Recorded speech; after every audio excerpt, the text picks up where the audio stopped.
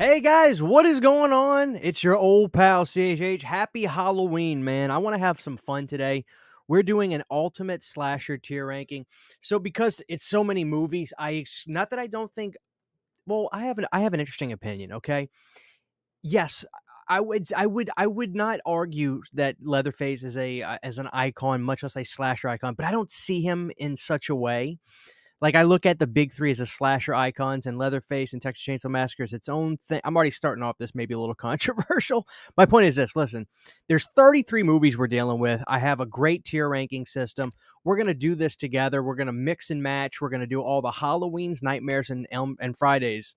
And we're going to see which franchise has the most that are up in the iconic tier, which one kind of fares the best. I'm going to be totally honest, off the cuff. I haven't planned this out, but because we don't have the Texas Chainsaws in there, I am drinking out of my Leatherface mug. So let's get a sip of this old brew.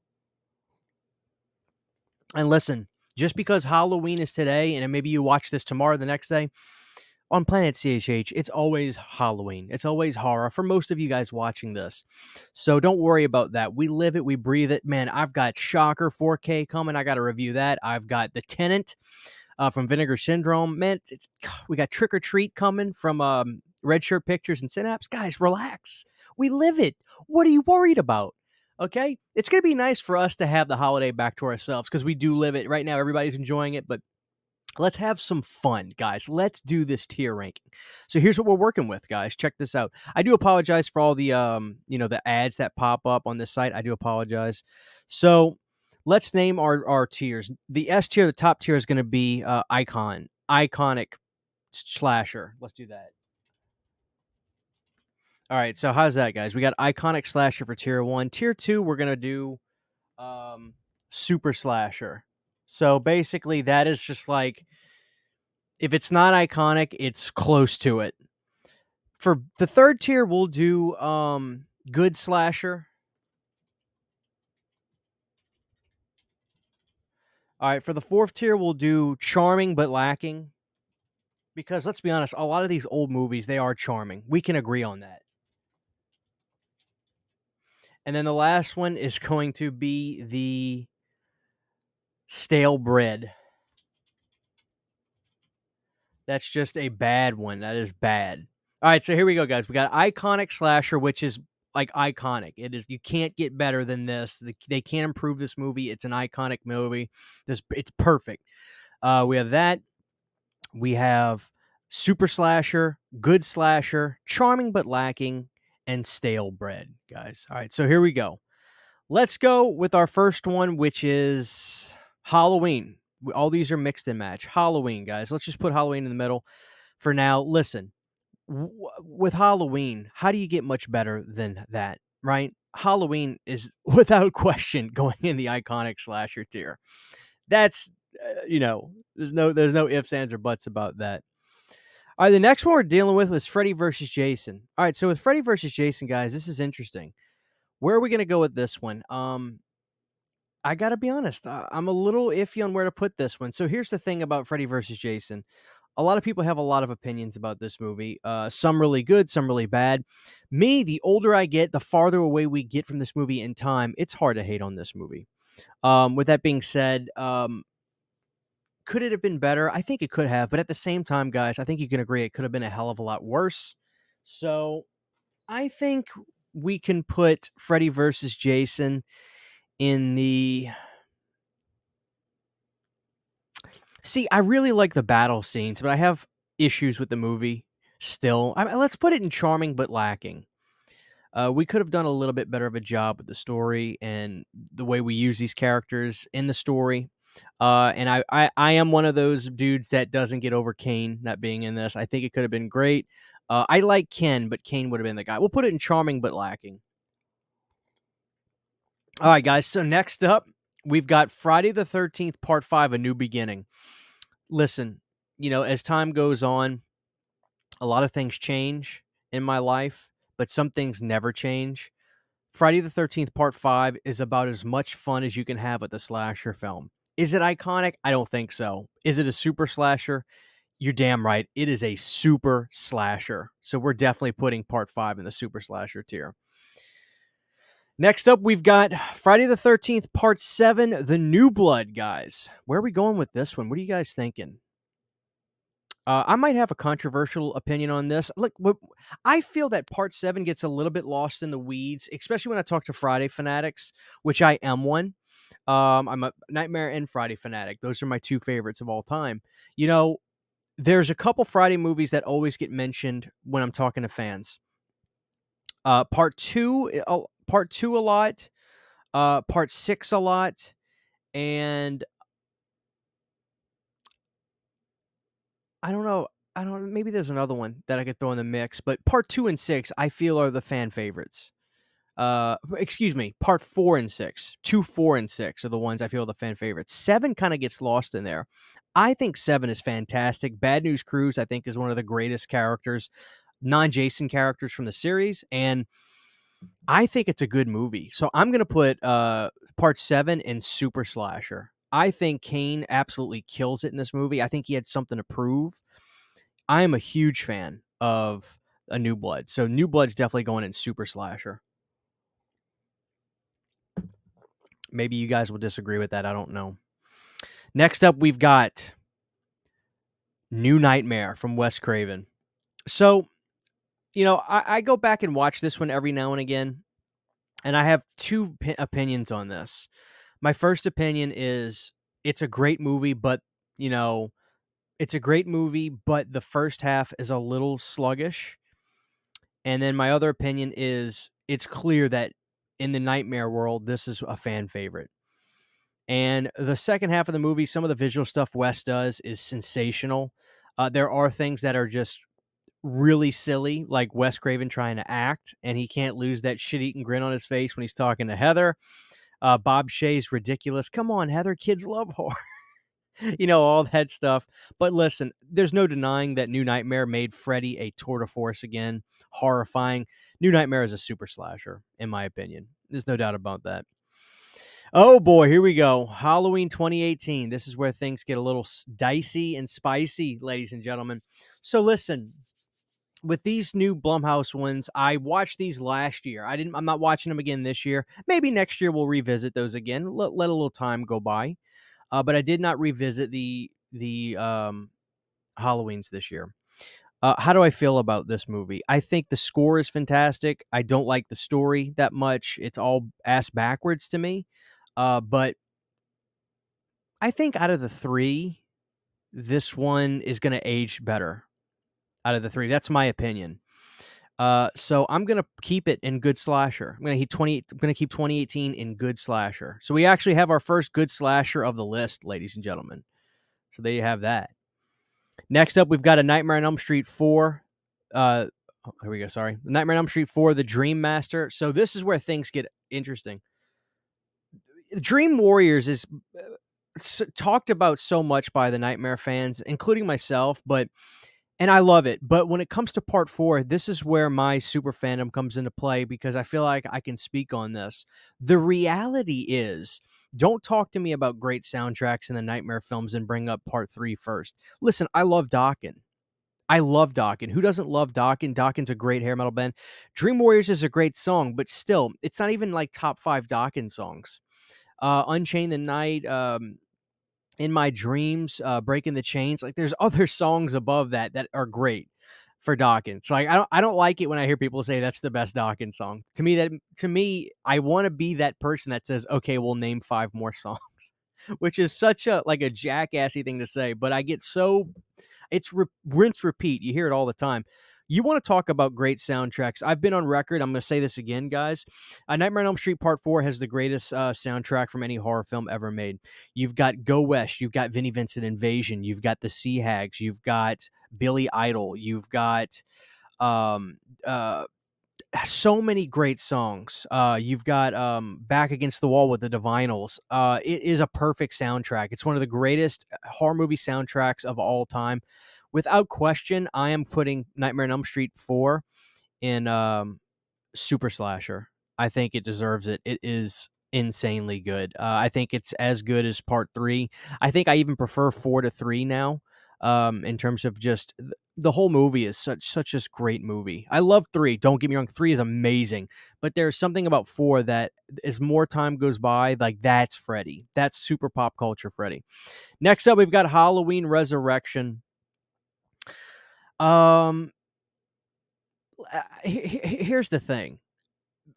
You could go a few ways with this. Like you could say, well, there's still some fun stuff with Michael here, and Busta Rhymes is funny. He is, but the reality is, I never feel like watching this movie. I mean, never. I got to put this in stale bread. I got to put Resurrection in stale bread. Coming up next, guys, we've got Halloween, The Curse of Michael Myers. Here we go. So Halloween, man, I just did a big video on this talking about the theatrical and producer's cut on 4K. And I tell you, man, this movie is the holiday personified, without question. And I'm going to get a lot of shit for this. I'm putting this in super slasher. I mean, story-wise, there's always going to be issues with this, but this movie has that X factor, that tangible, that is undeniable, of the tour de force of Michael, the look of the movie, the vibe of the movie, that heartbeat right before Scream. It's a very cozy movie, and it's the last one with Donald Pleasance. I think it's just a great, fun horror movie. Not great in the sense of like, it's like, if you like The Shining, go watch Halloween, The Curse of Michael Myers. No, but for horror fans and Halloween fans, this is always like a welcomed old friend again. Oh, I love it. So, I mean, that's going to be one of my like really Christian moments, but I get that. But man, I love Curse. Next up, we've got Halloween 4, man. Halloween 4. I just rewatched this one the other day just for fun. I was going to do a video on it, but I didn't. I still may. But, man, I effing love Halloween 4 so much. The vibe of this one is near perfect. Loomis is top-notch. This may be one of the best Donald Pleasance performances in the series. I love Loomis in this. This is a super slasher all day long. Are you kidding me? Absolutely super slasher. Sensational. Even over Halloween 6, for sure. Like, I like Halloween 4 more than 6. Next up, guys, we've got Halloween H2O. I'm feeling good where we're at right now, to be honest with you guys, right? I think this is a good slasher. I don't think this movie is trying to be a great slasher. I know that's a weird thing to say, but something about like H2O, I'm not even going to talk about the mask problems because you listening to this, you've probably heard it 1,000 times. You don't feel like hearing the same regurgitated stuff. So I'll spare you all that. This is just a fun roller coaster movie. It gets you in. You get a little briefing of the story. That's the sister. She's dealing with it. 20 years later, she finds him. They fight. Like it's a roller coaster. It's just a good movie. It's a good movie, but there's nothing. It doesn't have that X factor the way I felt 6 does, where 6 is this time capsule piece that is. The vibe and feel of it is so, it gives you goosebumps, something about it. H2O is just a great, fun horror movie this was the movie made for non-Halloween fanatics, I feel like, right? Getting Jamie Lee back. Oh, she's got another horror movie. Oh, she's doing a Halloween movie again, like the one she did, back in the day. This is a good slasher. I feel good keeping that there. This is a good slasher. That's what I'm getting at, guys. Next up, Nightmare on Elm Street Part 2. Wow, here we go. All right, guys. I think this is the scariest slasher film out of every movie on this list. I think this is the best Freddy. To me, personally, this is an iconic slasher. This is the movie that made me a horror fanatic. This is the movie that really made me a Freddy fanatic. If I had not watched Part 2 first, I don't know how much of a Nightmare fan I would have become. I really don't, because Nightmare 2 was everything I wanted the series to be in my head before I saw these movies. It was scary. Mark Patton was truly made me think he was scared. I don't believe that a lot of these movies that these actors really scared. I mean, they're doing a good job, but like Mark really made me think he was terrified in this movie. I don't think people watch the movie enough to notice how great his performance is.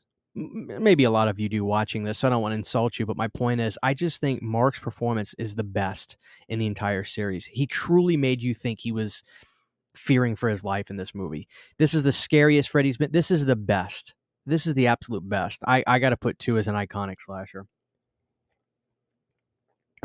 I can't make it any better.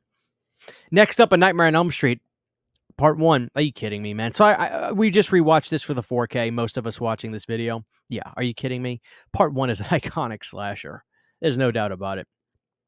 Oh, wait, here we got another Freddy, Part 3. This is interesting, right? Like, the stuff about Dokken, I'm not going to debrief on that again. It's a great song, but I don't like it when people talk about this being the best soundtrack for the series. I just don't think that they're really looking into enough of it. But listen, Part 3, Chuck Russell, I'm going to say something extremely controversial, but I think Chuck Russell made a better Part 3 than Wes Craven would have, based on the stuff he was writing for the movie and just seeing how Chuck Russell, what he did in the future and the type of movies he was making. Chuck Russell is a legend. He made the best sequel at the time possible. Without a doubt, A Nightmare on Elm Street 3 is also an iconic slasher. Without a doubt. So wow, we already got 3 I got 3 nightmares up there.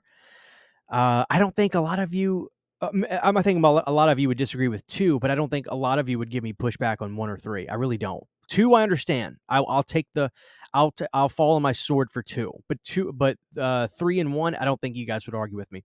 Next up is Friday the 13th, Part 3. Wow, where are we going with this one, guys? Oh man, Part 3. It's my favorite look of Jason. I love the characters in this one. I love the feel of this one. I think it's a super slasher. I love Part 3. I think this is the best look Jason ever had. He operates like a ghost in this movie, Jason, right? Yeah, this is a great one. I gotta go super slasher. Let's continue. Oh, Jason Lives. Oh my God. Where are we going with Jason Lives, guys? Holy crap. Jason Lives. Whew, this is gonna be difficult. I'm gonna get a little bit of crap for this because I shouldn't say that. A lot of you may not have been watching my channel for very, very long, but some of you watching this that have been OG Planet CHHers or Christian Hanna Horror channel fans, you'll know that this was not something I was ever super positive about, but I have completely changed my mind and really got my head out of my ass. Jason Lives is an iconic slasher. You don't get much better than that, right? Oh, man. So super slasher stacked. So if you look at it, guys, it's like the iconic slasher is basically it's like a super perfect 10. Super slasher, I would say, is like 8 to 10. Good slasher is, 6 to 8. Charming but lacking is 4 to 6, and then 3 to 1 is stale bread. We'll look at it like that, right? Next up is Jason X. God, I love Jason X with a burning passion. You guys know that. I love it. Are you kidding me? I love Jason X. But we're going to have to put Jason X. I think it's fair to put it in charming but lacking. You know what? No, I'm going to change my mind. I'm going to put it in good slasher. I'm going to put it in good slasher, and I'm going to explain to you guys why. All right? I'm going to explain it. Jason X reveled in being a silly comedic slasher film. Reveled in it. To the 10th degree. They made no bones about the type of movie they were making. There are gripes, don't get me wrong. But I think for a movie that was done by Sean to keep interest in the character while they were still waiting to do Freddy versus Jason, they couldn't do something to interrupt the timelines so they could make Freddy versus Jason not have any speed bumps, right? To do a space movie, I mean, I think it's a good slasher. I think it revels in its humor. And whether the humor lands for you or doesn't, that could be the deciding factor why you may want to put this down or not, right? To charming but lacking. That I can understand. That I can agree with. But for me, it works. So I'm going to have it at good slasher. I'm going to have it at good slasher. Next up, guys, where are we going next? Ooh, Rob Zombie's Halloween 2. Okay. I love this movie, but I also understand why it doesn't work for a lot of people. I really do. As a matter of fact, later today, you're going to get my video on this. You guys getting a double header today on Planet CHH. I'm a big fan of this, but I don't think it's a masterpiece in any stretch. I do love the movie. I love what Rob did, but I don't think it's a masterpiece. So I'm going to put it in good slasher. I'm going to put it in good slasher. I think that's fair. I think that's meeting the audience and a lot of you guys halfway on that. Because it's like, it's one thing to say you love the movie, but to call something like a masterpiece is 2001: A Space Odyssey. A masterpiece is Stanley Kubrick's The Shining. Rob Zombie's Halloween 2 is not a masterpiece. That doesn't mean I don't love it. I don't love the approach he did, but I think even Rob would say, why are you saying my movie's a masterpiece? Like, you realize there's movies like, I hate to keep bringing up Stanley Kubrick, but like Eyes Wide Shut and Clockwork Orange, but you want to say I have a feeling Rob would say that. So let me get a sip of this old Leatherface coffee. All right, guys, let's move on. Friday the 13th, Part 2. Oh, God. Yeah, man, this one right here, guys. I mean, what are we talking about? Part 2 is sensational in every way, shape, or form. I'm going to put this in super slasher. No, I'm going to put this in iconic. I think Part 2 really is. You can't get much better than 2. I really think that. I really do. Part 2 is just... You kidding me? It's the best. All right, here's where it gets interesting. Halloween Kills. So I just rewatched Halloween Kills last year when I was doing the Blumhouse movies. For me, I like Michael in this, but then when you put it with the story, it doesn't make sense. He goes from human, now he's, commando. All the stuff that you guys are thinking already that I don't really feel like repeating and saying over. Charming but lacking. Halloween Kills is charming but lacking. It's lacking because you've got McBride trying to write slasher movies, but it's charming because of the music. The look of the movie is really great. It's charming because of the atmosphere, and there's fun things about it, but it's clearly lacking. I mean, it's clearly lacking. Right? It's lacking. But that doesn't mean we have to... That doesn't mean you can't say you like it. That doesn't mean I can't say I like it. Because sure, I'll watch Halloween Kills. But it's lacking. Like, is that fair? Right? Jason Takes Manhattan. Coming up next, guys. Jason Takes Manhattan. There's so many things you can love about this movie, but it's clearly a movie that is a disaster piece, right? I think that's a great way to put Jason Takes Manhattan. The song Darkest Side of the Night, everything. We all love Kane in this one. We love the look of this one. It's charming but lacking as well, but that doesn't mean I won't go to bat. That doesn't mean I won't fight passionately for Jason Takes Manhattan. I will, clearly. So, but I mean, I love it, but we do have to be very honest with ourselves about that. So coming up next, guys, Halloween 2, the original Halloween 2, without a shadow of a doubt, without hesitation or without anything, Halloween 2 is an iconic slasher. Halloween 2 is every bit as good as Part 1, in my opinion. There are things I like about Part 1 a little bit better, like the music, but other than that, Part 2, forget about it. Part 2 is an effing masterpiece. I love it. Love it. Nightmare on Elm Street 5. I've gone to bat for this one a lot. It was a very rushed movie, but I still think the director did a lot of great things. I think visually he went in some sensational directions. He did some really great, charming stop motion effects.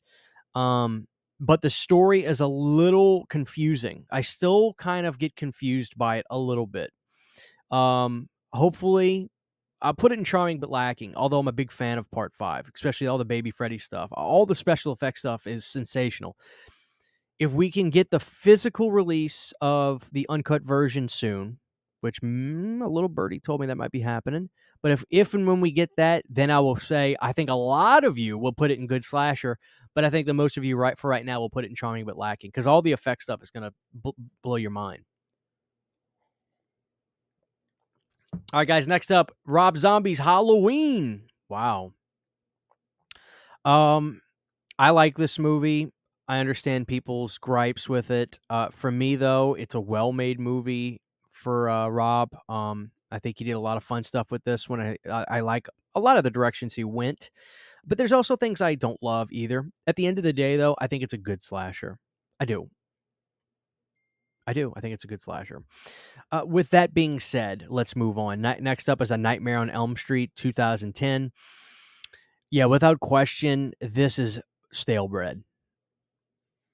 It's the stale bread. It's just not. It's I need to do that. I was going to do a video retrospecting this one, and I probably need to do that and tell you why I want to go into more detail about that, because I'm not coming at it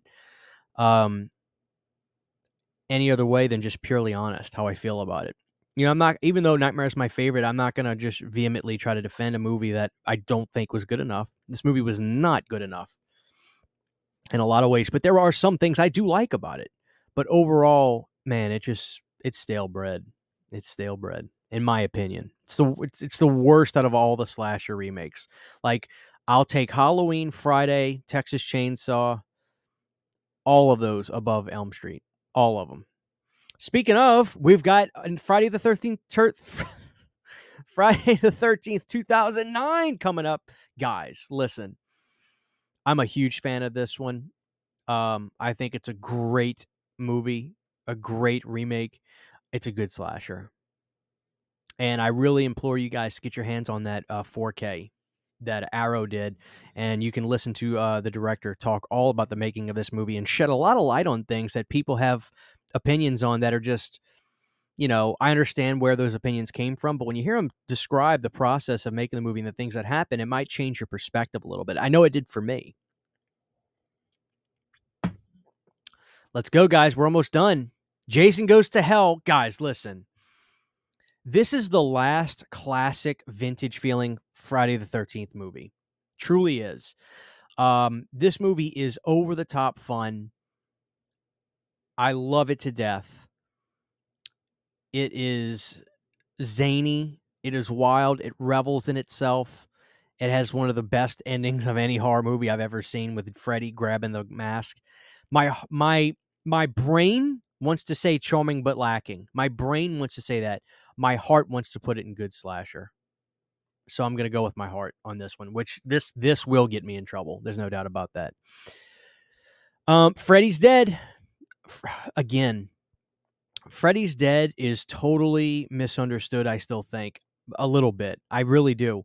They don't, if you don't like the direction it went into, that's fine. But if you approach it with like, oh, it's Freddy's not even scary, Freddy's not this or that, man, when I watched Twin Peaks, I swear to God, Twin Peaks made me see Freddy's Dead in this totally different light, because it is living in this world of zany, quirky, almost like the scenes where there's so many scenes that are so David Lynchian in this that it's true. It'll truly change your opinion, I think, on watching the movie.